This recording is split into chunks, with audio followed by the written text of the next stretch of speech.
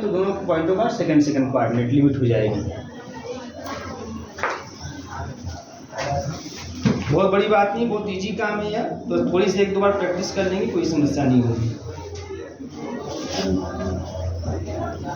और एकदम same pattern पे है ना आपका सी वाला भी चलेगा, सेम पैटर्न पे। अभी इसके लिए हल्का सा फिगर चेंज करेंगे, क्योंकि उसने बोला है पहले z equal to 0 to z equal to r, imaginary axis से पहले गया है, और फिर उसके बाद फिर इमेजिनरी एक्सिस से पॉइंट ए की तरफ गया है।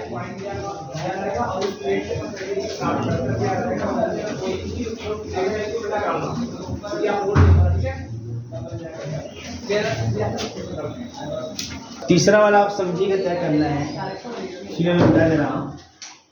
तीसरे वाले क्वेश्चन में उसने बोला है, ध्यान दीजिएगा, सी वाले के लिए फिगर बना रहा हूं, एक्स वाई। तीसरे में बोला है कि z equal to 0 to z equal to I. z equal to 0 मतलब ये z इक्वल टू 0 है, z इक्वल टू 0 का मतलब 0,0 है, और z इक्वल टू आई, तो आई मतलब इमेजिनरी एक्सिस पर, तो ये मान लीजिए z इक्वल टू आई है, इसका मतलब जो पॉइंट वो 0,1 है। तो आपको पहले इस लाइन के लॉन्ग चल रहा है, इस लाइन के लॉन्ग, तो बहुत सिंपल है, मतलब आपको इसको ऐसे लिखना है। मान लीजिए इसको मैं b कर देता हूँ, चलो b हो गया।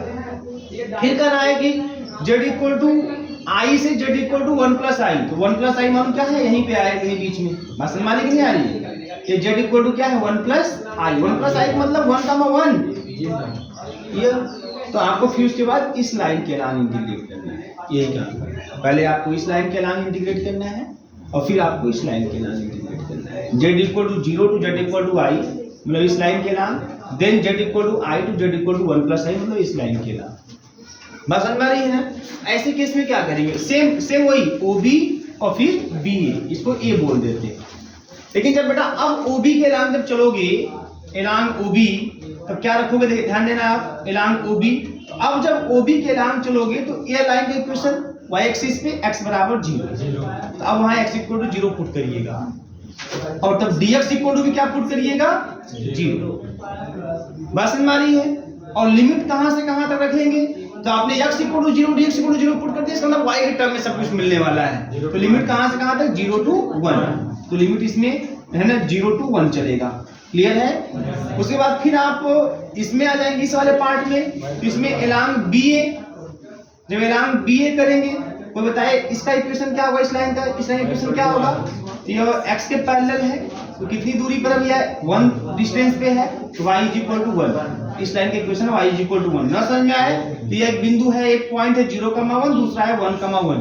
इन दोनों बिंदुओं से, दोनों पॉइंटों से पास करने वाले लाइन के इक्वेशन फॉर्मूला आपको पता है, y minus y1 is equal to y2 minus y1 अपन x2 minus x1 into x minus x1 से लगा दीजिए, आपको मिल जाएगा y इज इक्वल टू 1। देखिए ये बहुत आसान है, अगर x के पैरेलल कोई लाइन है तो x इक्वल टू a उसका इक्वेशन होता है, अगर वो है ना, सॉरी x के पैरेलल कोई लाइन तो y इक्वल टू b या y इक्वल टू a उसका कोई इक्वेशन होता है, जितनी दूरी पर वो हो।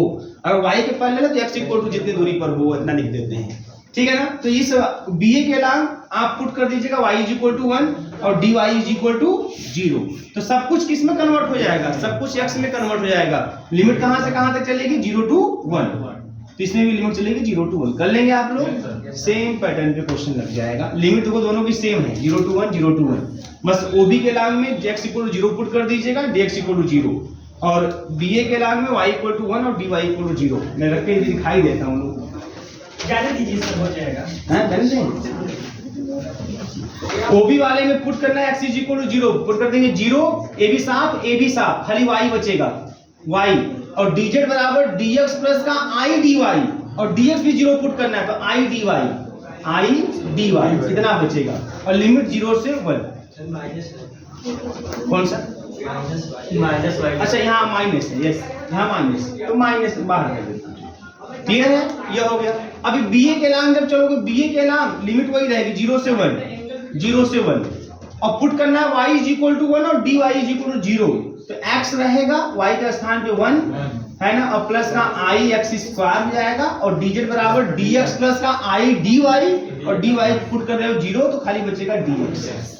बस अब इसको साथ आराम से साफ कर लोगे आंसर हो जाएगा, ठीक है। कैसे क्वेश्चन है, इस तरीके से क्वेश्चन आपको दे देते हैं। कभी कभी क्या करता है कि पूरा एक स्क्वायर का फॉर्म दे देगा आपको, चारों पॉइंट दे देंगे और पूरे स्क्वायर के एलान बोलेगा इसको सॉल्व करिए, तो उसको 4 लाइनों में बांटेंगे आप, O A B B C D A ऐसे करके 4 लाइनों में, चारों को सॉल्व करके चारों जोड़ के पूरा निकल जाएगा, है ना। ऐसे क्वेश्चन आते हैं, मतलब ऐसे बनते हैं क्वेश्चन, आते बहुत कम है यहाँ से। आपको क्वेश्चन जो आएंगे वो बेस्ड होगा, कॉम्प्लेक्स इंटीग्रेशन का ही क्वेश्चन होगा, इंटीग्रेशन वाला ही क्वेश्चन होगा, लेकिन दैट क्वेश्चन बेस्ड ऑन काची theorem and Cauchy integral formula, उसी पे बेस्ड आता है, 100% एग्जाम में आएगा। तो ये सबसे पहले एक थ्योरम का देखते हैं और बहुत से क्वेश्चन आप करते रहिएगा।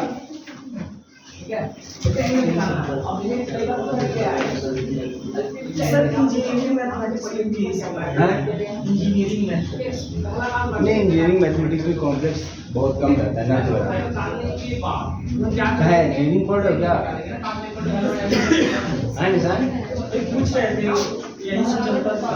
चलता है इसे मेन चलता है डिफरेंशियल, वहाँ डिफरेंशियल ज़्यादा पढ़ाया जाता है। अप्लाइड मैथमेटिक्स, वहाँ जो मैथमेटिक्स होता है अप्लाइड मैथमेटिक्स, फिजिक्स भी अप्लाइड फिजिक्स है ना, ऐसा वहाँ अप्लाइड सब होता है।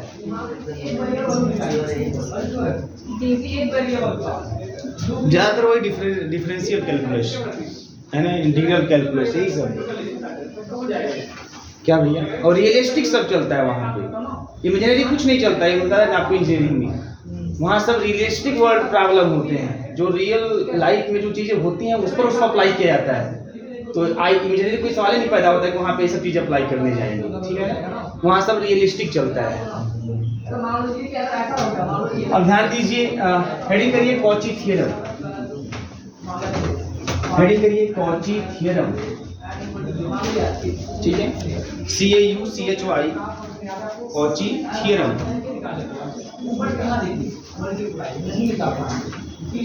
ठीक है। अब देखिए कॉची थ्योरम है क्या, ध्यान से समझिएगा। यहाँ पे हमेशा प्रूफ भी करा दूंगा आप लोगों को, सब प्रूफ भी, रिटन वाले को प्रूफ, सॉरी MCQ वाले को प्रूफ से कोई मतलब नहीं है वैसे। कॉची थ्योरम, ठीक है। कहते हैं अगर मान लीजिए कोई ऑब्जेक्ट कोई फंक्शन है, if object is analytic within and on a closed contour C, contour यहाँ कर्व से ही मतलब होता है, ठीक है। Closed contour C, then integration fz dz is equal to 0। ये कॉची थ्योरम का स्टेटमेंट है। कहीं पे लोग ये भी जोड़ देते हैं कि absolute is analytic and continuous within and close, within and on a close contour C. अब पता है कि कोई फंक्शन अगर एनालिटिक है then that function is differentiable, और जो डिफरेंशिएबल होता है कंटीन्यूअस रहता है, तो कहने की जरूरत नहीं है। मेन आपको ध्यान है कोई फंक्शन मान लीजिए किसी कर्व में किसी क्लोज कंटूर, कंटूर मतलब कर्व से मतलब रखिएगा, उसे डिफरेंशियल कई तरीके से दिए जाते हैं, बट कंटूर मतलब सीधा सीधा कर्व से मतलब रखिएगा। तो अगर किसी कर्व में, किसी क्लोज्ड कर्व के अलावा किसी क्लोज्ड कर्व में कोई फंक्शन एफजेड अगर डिफाइंड है और वो एफजेड उस क्लोज्ड कर्व के अंदर और उस क्लोज्ड कर्व के बाउंड्री पर हर एक पॉइंट पर आपका एनालिटिक है, इसका मतलब कि उसमें उस कर्व के अंदर कोई सिंगुलरिटी एग्जिस्ट नहीं कर रही है। सिंगुलरिटी एक ऐसा पॉइंट होता है ना, जिस पर फंक्शन एनालिटिक नहीं होता है। याद रखिएगा, ऐसा फंक्शन एनालिटिक नहीं होता, उसको बोलते हैं, उस पॉइंट को बोलते हैं सिंगुलरिटी। तो अगर कोई फंक्शन ऐसा दिया जाए कि वो किसी कर्व के अंदर या उस कर्व के बाउंड्री पर किसी भी पॉइंट को है ना, हमेशा जब भी देखें तो एनालिटिक ही पाया जाए, मतलब ऐसा ना हो कि वहां पे ऐसा कोई पॉइंट मिले जिस पर एनालिटिक ना हो, ऐसा कोई पॉइंट ना मिले, हर एक पॉइंट को क्या हो, एनालिटिक हो। अगर ऐसा होता है देन डायरेक्ट इस पूरे की वैल्यू इंटीग्रेशन सी ऑब्जेक्ट डीजेड की वैल्यू क्या जाती है, 0 हो जाती है। बात समझ में आ रही है? ऐसे नहीं मैं क्वेश्चन करके दिखाता हूँ, एक स्टेटमेंट लिख दीजिए स्टेटमेंट आप लोग, इनमें सब प्रूफ भी करा दूंगा, घबराइए मत, प्रूफ मैं कराऊंगा इसका। अब इस समय को ध्यान में रखते हुए मैं क्वेश्चन कराता हूँ, ठीक है, कैसे क्वेश्चन आते हैं। और एमसीक्यू वालों को क्वेश्चन पे ही ध्यान देना है, आपको प्रूफ पे नहीं जाना है।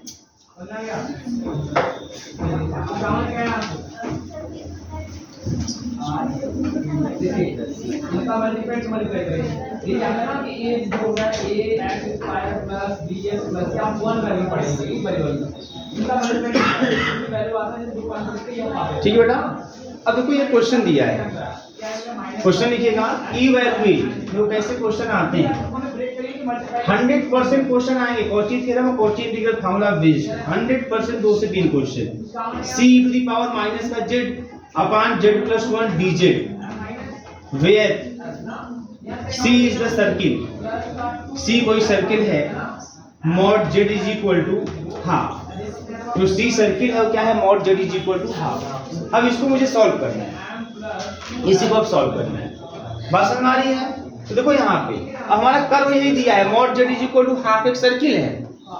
इस mod z is equal to half को आप ड्रा कर लेंगे कि नहीं कर लेंगे? बड़े इजीली आप ड्रॉ कर लेंगे, कोई समस्या नहीं है ना। कैसे ड्रॉ करेंगे भैया बताइए, है ना। Mod z is equal to half का मतलब यह है कि mod x plus I Y is equal to half. देखिए मैं कई तरीके बता रहा हूँ, समझिएगा आप लोग ध्यान से, ठीक है ना। इसका मतलब है कि रूट में X square plus Y square is equal to half. इसका मतलब यह है कि X square plus Y square is equal to half का स्क्वायर। यह हो गया X square plus Y square is equal to A square. Centre 0 0 radius half, है ना। तो आराम से एक सर्कल आप ड्रा कर लेंगे, सेंटर 0 0 और रेडियस हाफ लेके, है ना। आप यहाँ हाफ, ये भी हाफ पे ही, ये भी हाफ पे ही। बात समझ आ रही है ना। इस तरीके से माइनस माइनस, तो आप ऐसे ड्रॉ कर लीजिए। यह सर्कल हो गया, mod z is equal to half. बात समझ में आ रही है। अब हमें जो फंक्शन fz, तो ये fz dz, fz है ये, यहाँ जो fz है वह है e to the power minus का z अपॉन z प्लस 1। अब ये फंक्शन जो है ये किस पॉइंट पर एनालिटिक नहीं होगा मालूम है? आप denominator z plus 1 is equal to 0 कर दीजिएगा, तो z is equal to -1, z equal to -1 पे फंक्शन एनालिटिक नहीं होगा। बस में कि जैसे z इक्वल टू -1 रख देंगे तो fz बिकम्स इनफाइनाइट। बस में इन्हें नॉट डिफाइन कर लीजिए आप। तो z इज इक्वल टू -1 ऐसा पॉइंट है जिस पर फंक्शन अनडिफाइंड हो जा रहा है या जिस पर फंक्शन एनालिटिक नहीं होगा, और ऐसे ही पॉइंट को हम बोलते हैं सिंगुलरिटी। तो z is equal to -1 is here singularity, z equal to -1 यहाँ पे क्या है, सिंगुलरिटी। अब ये देखना है कि अगर सिंगुलरिटी है भाई यहाँ z इक्वल टू -1 जिस पर फंक्शन जो है एनालिटिक नहीं है, क्योंकि उस पर फंक्शन क्या हो जा रहा है, अनडिफाइंड हो जा रहा है। बात समझ में आ रही है। तो ये जो z इक्वल टू -1 है यह इस गिवन कर्व के अंदर है कि बाहर, आपको ये देखना है। अगर इस कर्व के अंदर या इसके बाउंड्री पर है तब आप कॉची थ्योरम से इसको सॉल्व नहीं कर पाएंगे, इसके सॉल्व करने के लिए कॉची इंटीग्रल फार्मूला चाहिए। तो अगर ये सिंगुलरिटी कर्व है ना, सिंगुलरिटी जो है वो कर्व के बाहर हो गया तो फिर तुरंत कॉची थ्योरम लगेगा, क्योंकि कॉची थ्योरम कहता है यही कि फंक्शन उस कर्व C पर या C के अंदर हर पॉइंट पर एनालिटिक होना चाहिए। मतलब सिंगुलरिटी उसके अंदर या उस बाउंड्री पर, उसके कर्व के बाउंड्री पर नहीं आना चाहिए, मतलब बाहर होना चाहिए। अगर बाहर सिंगुलरिटी है देन डायरेक्ट इसका रिजल्ट क्या आएगा, 0 आएगा। बात समझ में आ रही है। तो बताइए ये जो -1 है वो कहीं इधर आएगा ना, मतलब इसके कहाँ हो गया, बाहर, है ना। तो आप बोलेंगे कि यहाँ बोलेंगे z is equal to -1 is lies outside C, hence by Cauchy theorem, Cauchy theorem से डायरेक्ट बोलेंगे integration c to the power minus का z upon z plus 1 dz, इसकी वैल्यू क्या है, 0 है। खत्म कहानी। बात समझ में आ रही। ये तरीका, ऐसे चीजों को सॉल्व करते हैं। तो कॉची थ्योरम ऐसे काम करता है। अच्छा मैं आपको बता दूं, जैसे z इक्वल टू -1 है ना, जैसे कभी कभी क्या होता है, मैंने देखा है कि यहाँ पर रख के सॉल्व करना, ऐसे सर्कल में कन्वर्ट करना, फिर ड्रॉ करना, लोगों को बड़ा कठिन काम लगता है, कुछ बच्चों को कठिन काम लगता है, क्योंकि बहुत से लोग चाहते हैं कि उनको सब कोई फिगर ना बनाना पड़े, फिगर में कुछ लोगों को समस्याएं होती हैं। तो ऐसे केस में क्या करेंगे, ऐसे केस में ध्यान दीजिए, बहुत सिंपल तरीका है, ट्रिक के हिसाब से देखिएगा। आप कहीं पर भी इसको कन्वर्ट करके ड्रा करने की भी जरूरत नहीं है, आप तुरंत बता लोगे कि वो point lies inside the curve या आउटसाइड द कर्व। तो z इक्वल टू -1 ही रख दीजिएगा, रख देंगे क्या आएगा, +1 आएगा ना। तो बस अगर ग्रेटर देन हो गया इसका मतलब आउटसाइड। अगर z का वैल्यू यहाँ रखने पर जो यहाँ इक्वल टू करके दिया गया उससे लेस हो गया देन इनसाइड। ऐसे ही काम निकाल लेंगे, आराम से आपका काम हो जाएगा। आपको जरूरी नहीं वहाँ ड्रा करके आप दिखाइए, ठीक है ना। और वैसे भी आपका तो MCQ है, आपको उससे क्या मतलब है कि आपने कैसे पता लगाया कि बाहर है कि अंदर है। बस समझ में आ रही है। देखिए ये चीजें जो है हम लोग रिटर्न में भी लगा सकते हैं। आप z इक्वल टू रख दीजिए, तो जो आया that is greater than half, that it means that है ना the singularity lies outside the curve। काम अगर वही लेस देन होता है ना, singularity lies inside the curve. Equal होता तब भी singularity lies on the close contour C, on रहेगा तब वो कोई दिक्कत नहीं है। है ना, तभी दिक्कत रहेगी, तब भी सॉल्व नहीं होगा कॉची थ्योरम से। कॉची थ्योरम से सिंगुलरिटी न तो कर्व के अंदर होना चाहिए न तो कर्व पे होना चाहिए, वो हमेशा बाहर होना चाहिए। अगर ऐसा है देन ये पूरी की वैल्यू क्या होती है, 0 होती है। ठीक है, नोट कर लीजिए। अब एक आध क्वेश्चन आपको और देते हैं, बताइएगा आप लोग क्या ये है कि नहीं है। माइनस का 1/2 अब काश में किसकी वैल्यू -1/2